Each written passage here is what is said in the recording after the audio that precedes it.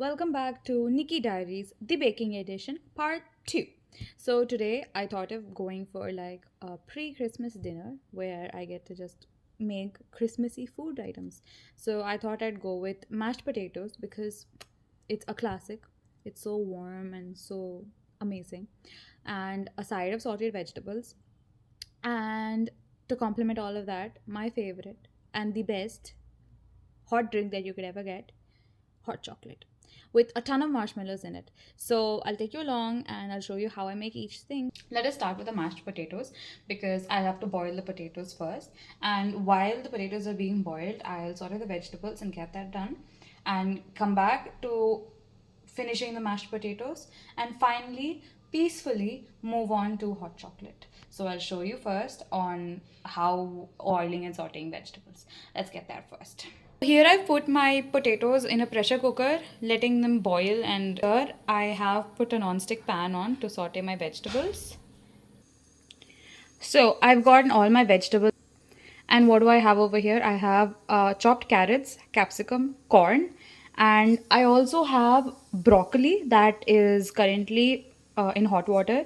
So I'm just blanching them a bit. Now you could add butter into this pan, or a traditional Indian household, what you could do is add like a spoon of ghee and just like let it anyways.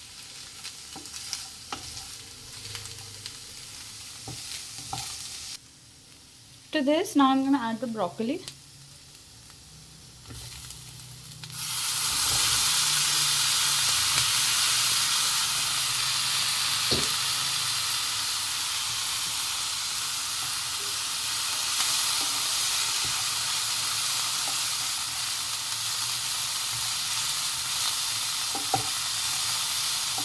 And the next step is adding seasoning. I am gonna add peri peri, pepper, oregano, and I guess a few chili flakes, and that would be it. Of course, not to forget salt as per taste.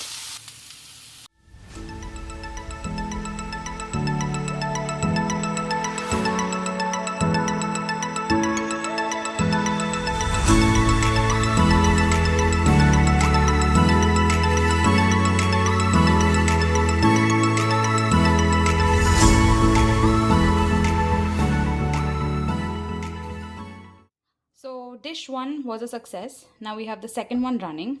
I boiled the potatoes, removed them, mashed them, and added a small cube of butter and add the mashed potatoes and let it cook just for a while so that the butter is neatly absorbed by the potato. Continue on. I'll let you know what to do next. Once that's been on the gas for a while, add a little bit of salt. You could add heavy cream, fresh cream, or milk to this so that it gets a bit smooth, like it gets more silkier and creamy to eat. So we'll continue this, and at the end you just need to add all the other spices that you want, like once again oregano, chili flake, no, don't add chili flakes, oregano and a little bit of pepper, and also a cheese, a lot of mozzarella cheese if you are a cheese lover. That's it, your mashed potatoes are ready.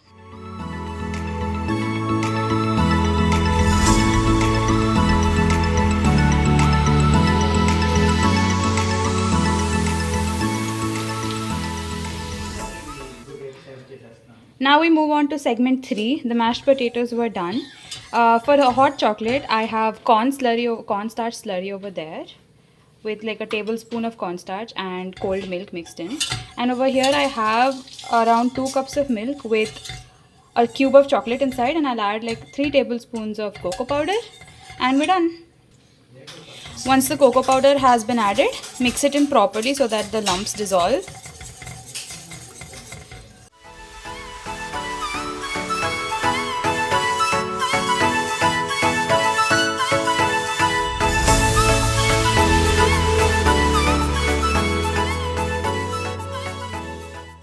Now the hot chocolate is done. Pour it into a yum,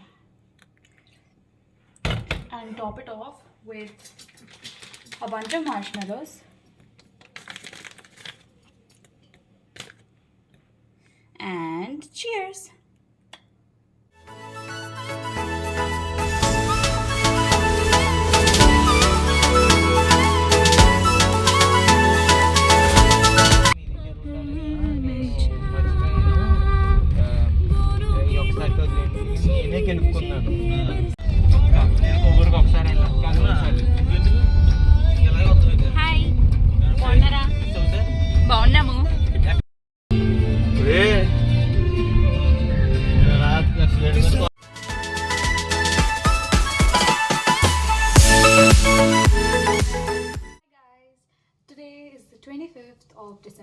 2022. So I'd like to wish everyone a very Merry Christmas. And today it's gonna be the actual Christmas dinner.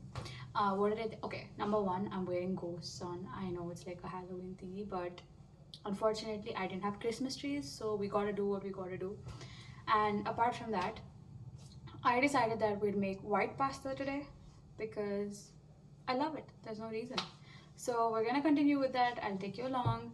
First, let's boil the pasta and let us make sure that it is not too soft and it's just perfect al dente.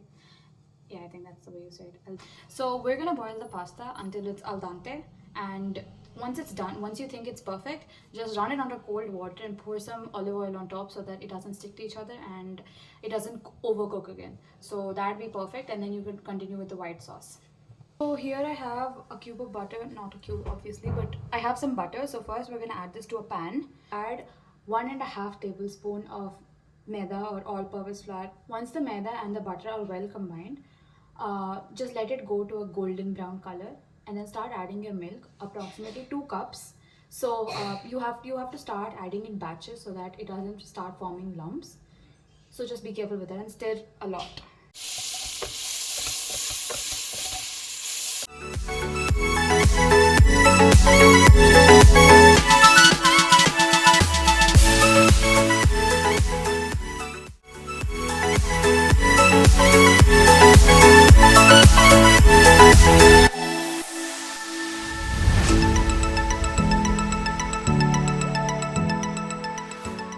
I'm gonna add the milk to it.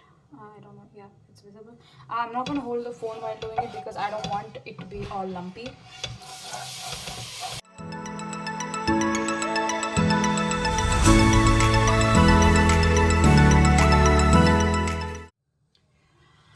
That was a success. I've added the milk to the all-purpose flour and butter, so now it's a good mixture. But now you could also do this in another way if you want a more flavorful pasta and you have a lot of time on your hand, which I do not have right now. So yeah, so you could also boil it with like two cloves of garlic and one actual clove and chopped up onions, so it gets infused with all of the flavors. And after that, you could just strain all of these additions out and just add the milk. So since the milk is on, since we've started making the pasta sauce right now, let it boil for a while so it gets closer and becomes thicker and creamier. In the meanwhile, you can chop up your vegetables or get them ready, saute them with salt and pepper so that even they get a bit flavorful. I'll get on with that. Today I'm only gonna add corn.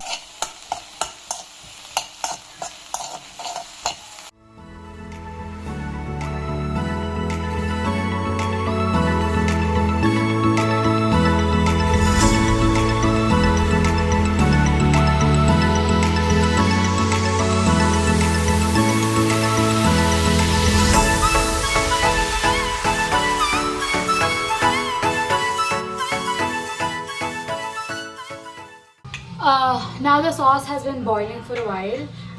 Now I'm gonna yeah, so it's been boiling for a while. You can add all the seasonings that you want to it, like pepper, chili flakes. I have mixed herbs and peri peri seasoning also. Add some salt and just add based on your liking. Like if you like it a bit more spicier, add a few more chili flakes. Otherwise, reduce the amount of chili flakes. Once you add it, give it a good mix, and you can add the boiled pasta to it next. Let's add the pasta.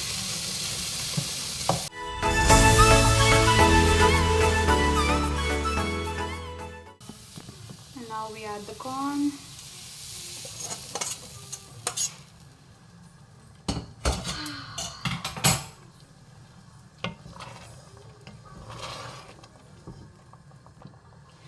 And the last step for this, and the best step for this, is adding a lot of cheese. You could add mozzarella, you could add cheddar, it's all up to you and what you have at home. Just add it on the top, mix it all a bit, and it's all ready to serve.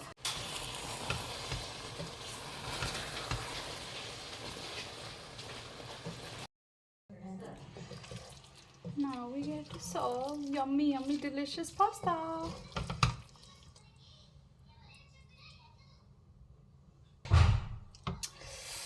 Yummy. Let's see how it tastes.